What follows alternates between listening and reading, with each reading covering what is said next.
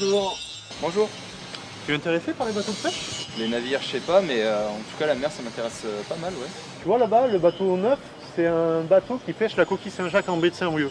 C'est vraiment l'espèce phare de la baie de Saint-Brieuc. D'accord, très bien. Et tu sais, le secteur des pêches maritimes est un secteur qui recrute beaucoup en ce moment. Si tu es intéressé, tu peux passer à mon bureau et je te donnerai les informations sur ce recrutement.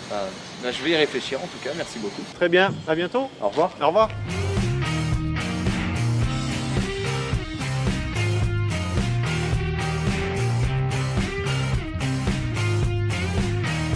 Bonjour. Bonjour. C'est quoi ton prénom déjà? Guillaume. Très bien, bienvenue Guillaume. Si tu veux, tu peux venir dans mon bureau. Pas de soucis. Je vous suis. Alors, ta réflexion a porté ses fruits? C'est pour que je vienne jusqu'ici et avoir plus de renseignements. D'accord. Tu connais un peu les métiers de la pêche? Non, pas spécialement, juste une vague idée. Tiens, regarde, ils sont décrits ici. Si tu veux, regarde-les. Si tu as des questions, n'hésite pas à me les poser.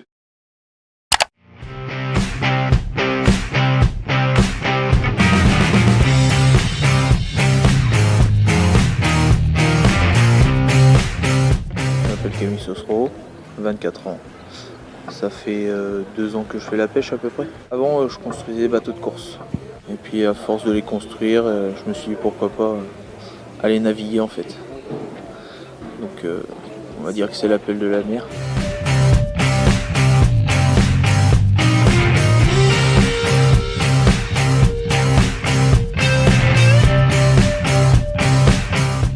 Je m'appelle Mathieu Daniel, j'ai 30 ans.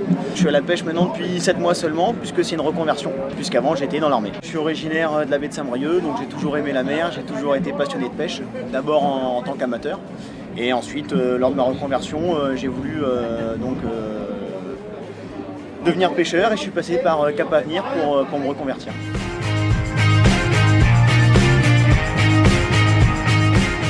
J'ai fait une formation, j'ai fait le certificat matelot pont, donc en contrat de professionnalisation donc avec Quentin, donc sur 6 mois, donc avec une période de 1 mois en fait en formation et 1 mois en mer. J'ai un bac pro en menuiserie, j'ai un BTS en construction navale et j'ai une licence professionnelle en calcul de structure en matériaux composites. J'ai fait mon matelot de pont en contrat de professionnalisation avec Cap Avenir et après j'ai fait mon capitaine de sang à Saint-Malo et je suis passé par Pôle emploi pour le financement. J'étais convaincu à 80%, je savais que ça allait me plaire, je connaissais déjà un petit peu la mer et la pêche.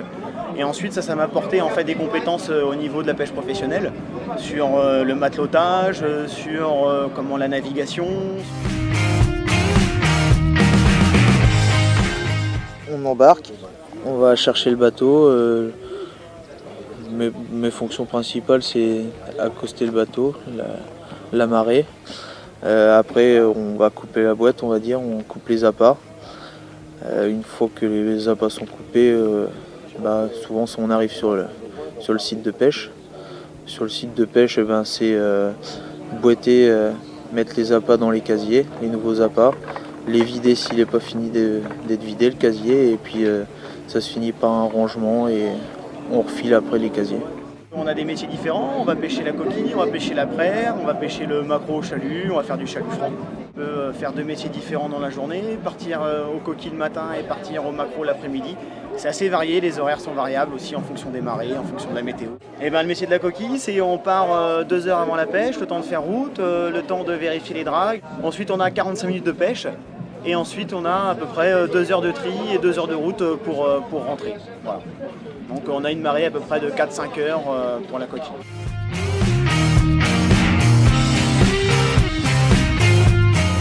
Ça fait toujours plaisir de pêcher de la qualité au niveau des produits. La satisfaction c'est d'être en mer, quoi. Ouais, c'est ça, d'être en mer, d'être sur le bateau. Au final, qu'il fasse beau ou pas beau, on est quand même content, même si on râle. Bon, il peut y avoir quelques contraintes au niveau de la météo. C'est vrai que si une personne n'a pas l'habitude d'être dehors, d'avoir un petit peu de pluie, un petit peu de vent, d'être un petit peu secoué sur le bateau, ça peut être un petit peu dur au début. Les satisfactions, c'est d'être en mer quand il y a du beau temps et qu'on regarde la côte, on est quand même pas mal heureux.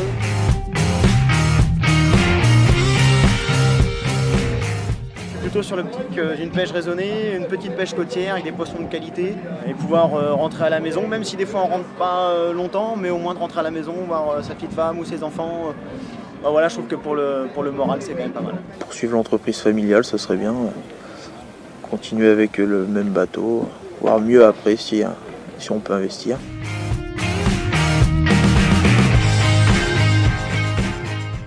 la personne aime la mer, qu'elle est passionnée, qu'elle a un projet en tête de se lancer, il ne faut pas hésiter, puisqu'aujourd'hui la pêche manque de jeunes. Ça peut être difficile, mais à partir du moment où on aime le métier, qu'on a envie de le faire, qu'on était préparé psychologiquement à le faire, et ben, ça rentre tout seul.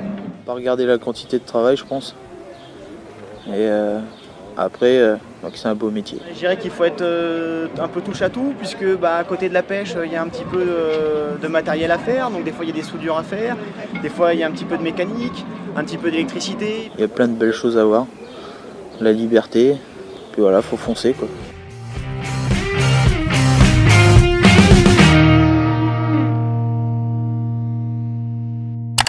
Ah bah ouais, ça a l'air plutôt pas mal, mais il y aurait pas un métier plus adapté à mon parcours?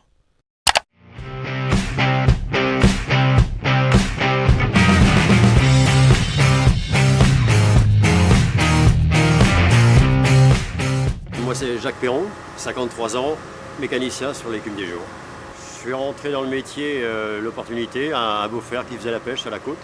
J'ai dit oui, pourquoi pas, et j'avais pour alors 32 ans. J'ai quitté la côte, ça me plaisait pas trop. J'ai eu l'opportunité de venir au large. J'ai fait 4 ans sur un bateau.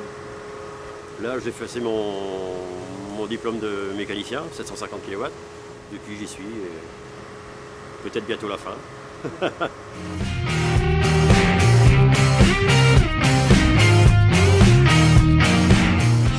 Je m'appelle Bruno Tranchandon, j'ai 53 ans. J'ai démarré la pêche en 1982 en allant à l'école maritime à 7. Ça a duré une dizaine d'années et tout allait très bien. Et pour des raisons personnelles, il m'a fallu changer de secteur. J'ai eu l'occasion de venir m'installer en Bretagne, tout en continuant mon activité de poissonnier. Et à force d'acheter, de vendre, acheter, vendre et rencontrer des marins sur le port, ceci, cela, voilà, c'est reparti pour un tour.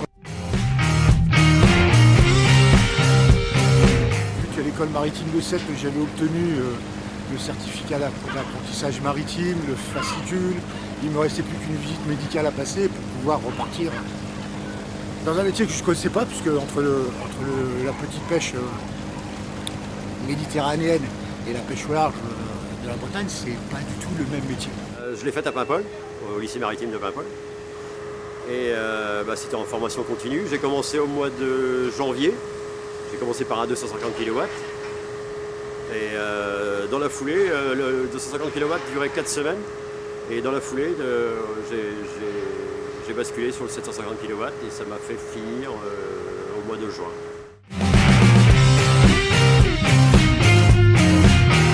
Là, moi, je viens d'embarquer aujourd'hui. Ma journée a commencé quand je suis allé en machine et elle va finir dans 15 jours. Il n'y a pas de journée vraiment type, quoi.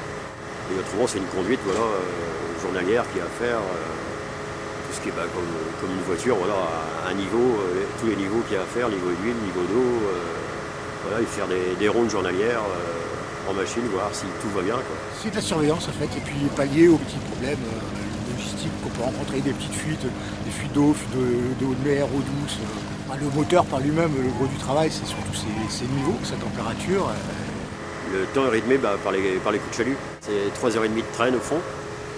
Et au bout de 3h30, le patron il appelle tout le monde est sur le pont, on vire le chalut, on fait ce qu'il y a à faire, donc on s'occupe du poisson. Ou alors le chalut il est remis à l'eau, on repart pour 3h30, s'il y a à manger à faire, je fais à manger, et après s'il n'y a rien d'autre à faire, on va se coucher.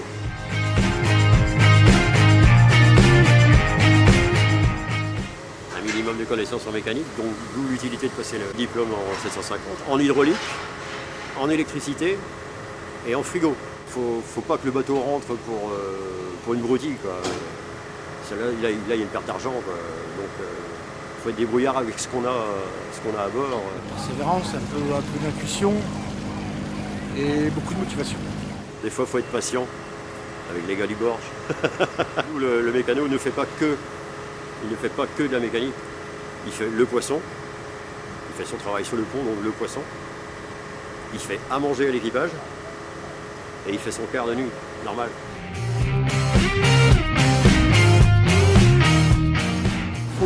C'est souvent bricoler, ça prend du temps. Ça ne marche pas toujours la première fois, il faut insister. Cela peut arriver, comme je vous disais, à n'importe quelle heure du jour et de la nuit. Ça peut arriver pendant votre temps de repos. C'est l'envie du travail bien fait, tout marche bien, tout aille bien. La rémunération aussi, voilà, et faut pas se leurrer, hein. Moi je gagne très bien la vie. Moi j'adore ça. Volontaire, qu'est-ce qu'on a de mieux? Vous avez vu le bureau qu'on a tous les jours? De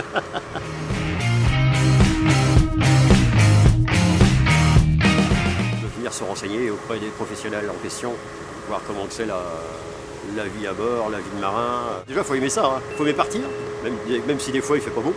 D'essayer d'y aller, c'est la meilleure façon de voir si ça lui plaît, l'ambiance, partir comme ça à l'aventure, parce qu'au départ c'est quand même une aventure. Si physiquement il peut tenir le choc, il y arrivera.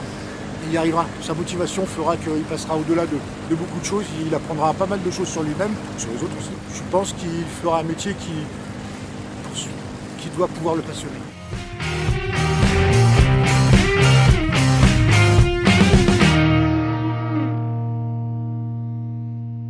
Ah, ça me tente bien de partir, surtout que si je veux un jour avoir mon bateau, mécano ça me servira. D'ailleurs, comment on devient patron de pêche ?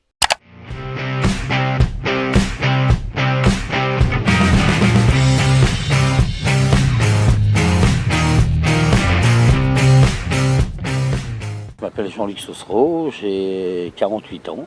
Ça va faire 32 ans que je navigue.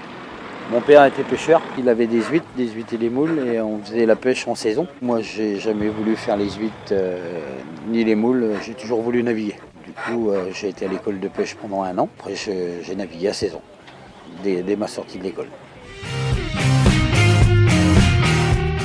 Je m'appelle Quentin Newton, j'ai aujourd'hui 39 ans dans très peu de temps, je suis patron pêcheur depuis bientôt 5 ans. J'ai toujours eu envie depuis que je suis tout petit, ma famille était pas branchée là-dessus, était plus branchée études, c'était pas mon cas. Et du coup, je suis venu à la pêche beaucoup plus tard que prévu. Aujourd'hui, ça fait 15 ans que je fais la pêche.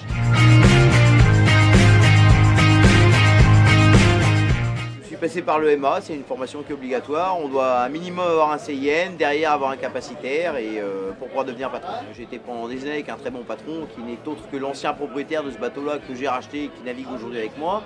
Lui en tant que matelot et moi en tant que patron, on a inversé les rôles. C'est tombé sur un bon moment, lui partait en retraite, moi j'avais de plus en plus envie de devenir patron. J'ai navigué pendant 5 ans à peu près sur les 25 mètres. Et après je suis revenu à la petite pêche, j'ai été 2-3 ans matelot. Et après j'ai eu l'opportunité de patronner, donc j'ai patronné au bulot. Et du coup après je me suis mis à mon compte. J'avais 23 ans.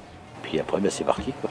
S'il n'y a pas d'aide derrière, forcément qu'un jeune il ne peut pas acheter un bateau du jour au lendemain, ça c'est sûr. Mais après oui, il y a des perspectives, celui qui est motivé, qu'on veut, et puis qui a ça en lui, il y a toujours moyen. Le patron, déjà il a la responsabilité des gars. Après c'est à lui de trouver les bons coins pour payer ses gars. Et payer le bateau, évidemment. Il faut savoir gérer du personnel, il y a une entreprise à gérer, parce qu'une entreprise en mer, c'est comme une autre entreprise à terre. On a des employés, on a des charges à payer, on a l'URSSAF, on a plein de choses qui entrent en ligne de compte. Donc on est et chef d'entreprise et en mer. On peut commencer à 2h du matin, à 6h, à 5h, ou commencer à 17h, rentrer le lendemain matin à 6h. Il faut être polyvalent, il ne faut pas être trop feignant, clairement. Les pêcheurs sont les premiers acteurs de la préservation de la ressource et de l'écologie. C'est l'une des rares ressources qui est encore aujourd'hui, je pense, saine au niveau de la nourriture. Le traitement de la coquille en baie de Saint-Brieuc, maintenant on est passé sur une limitation. On a et 45 minutes et 1 tonne 2 de quota maximum.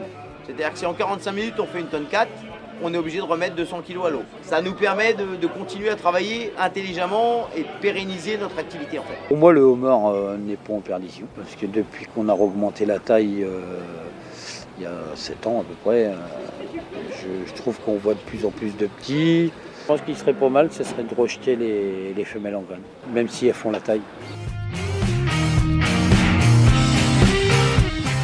Là aujourd'hui on a mis en réserve parce que j'ai gardé ma marchandise pour la vendre, parce que j'ai un marché le samedi matin. Autrement il faut aller livrer ou livrer en criée ou livrer les marailleurs, ça dépend comment on fait notre vente. Ma marchandise, j'essaie de la vendre au plus possible sur de la vente directe, sur des poissonneries, sur des particuliers, sur des femmes qui font les dames qu'on appelle, qui sont les revendeuses en fait, qui travaillent sur les marchés. Ça permet d'une, de valoriser notre marchandise et de deux, de vendre un petit peu plus cher que la criée. On est vraiment sur du très frais.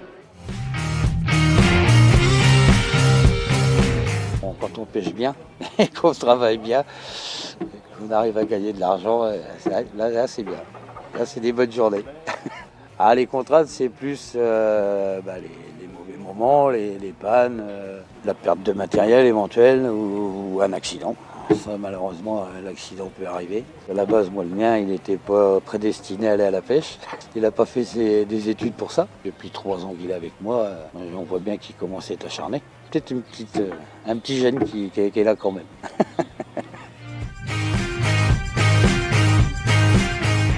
Le matériel a énormément évolué, les bateaux ont évolué. Il n'y a plus beaucoup d'endroits où maintenant avec les ordinateurs, on ne va pas, quoi.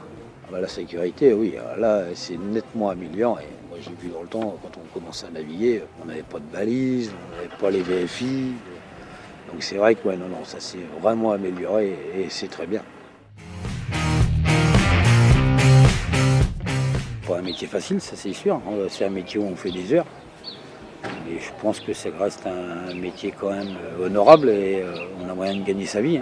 À la pêche, il faut être hyper motivé, il faut aimer la mer, faut pas hésiter parce que c'est bien joli quand il fait beau. C'est bon quand il y a 40 ou 45 nœuds de vent, c'est plus la même. Donc, mais nous on se pose même pas la question parce qu'on aime notre métier.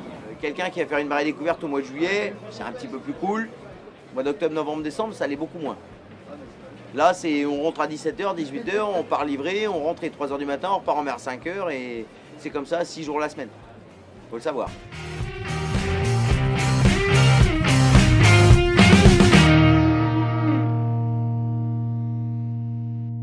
Eh bien, c'était plutôt complet comme vidéo. Vous avez fini de regarder?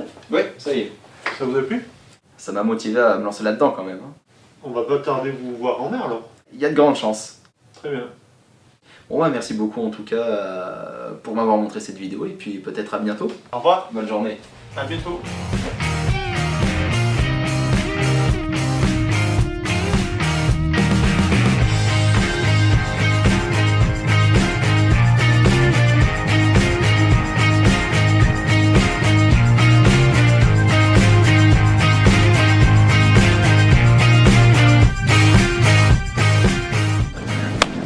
De faim. Je crois que l'OMS recommande au moins du poisson 2 fois par semaine.